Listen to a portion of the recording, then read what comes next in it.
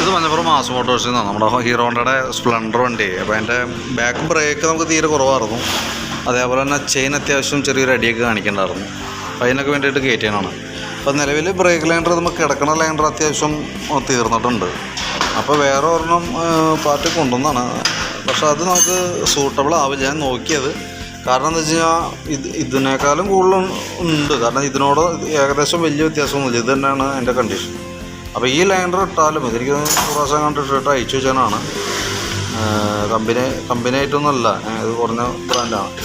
അപ്പോൾ എന്ന് വെച്ചാൽ ലൈൻഡർ മാറ്റിയിടണമാണ് നല്ലത്. കാരണം ഒന്നാമത് കഴിഞ്ഞാൽ അത് മുക്കാൽ ഭാഗത്തോളം അതും ആയിട്ടുണ്ട്. പിന്നെ നമ്മളത് രണ്ടാമത് അല്ലെങ്കിൽ പിന്നീട് അയച്ച് വീണ്ടും റീസെറ്റ് ചെയ്യേണ്ടി വരും.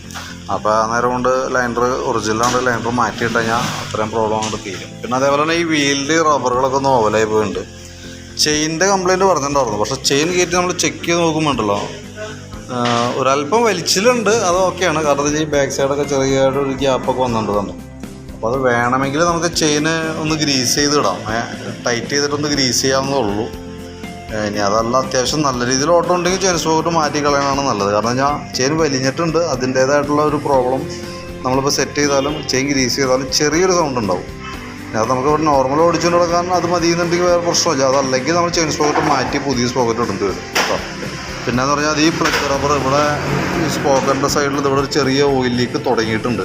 അപ്പോൾ കൈയോടെ തന്നെ ഇതിൻ്റെ ഉള്ളിൽ തന്നെ ഒലിച്ചിലുണ്ട്. ഇവിടെ ഈ പ്ലഗ് റബ്ബർ അത് ഇവിടെ മാറ്റിയിടാം കേട്ടോ. അതാണ് സേഫ്. പിന്നെ നമുക്ക് അതിൻ്റെ ബാക്കിൽ ഇൻഡിക്കേറ്ററിലേക്കുള്ള കണക്ഷൻ അതിൻ്റെ പോയേക്കായിരുന്നു. അത് നമ്മളത് ക്ലിയർ ചെയ്തെടുത്തിട്ടുണ്ട്. പിന്നെയെന്ന് പറഞ്ഞാൽ ഫ്രണ്ട് ബ്രേക്കിൻ്റെ ഭാഗം, ഈ ഫ്രണ്ട് ബ്രേക്കിൻ്റെ കേബിൾ നമ്മൾ ലോഡായി കിടക്കുകയാണ്. അപ്പോൾ അത് കൂടി മാറ്റിയിട്ടേക്കാം. കാരണം ഫ്രണ്ട് ബ്രേക്ക് പിടിക്കുമ്പോൾ തന്നെ നല്ല ടൈറ്റാണ്.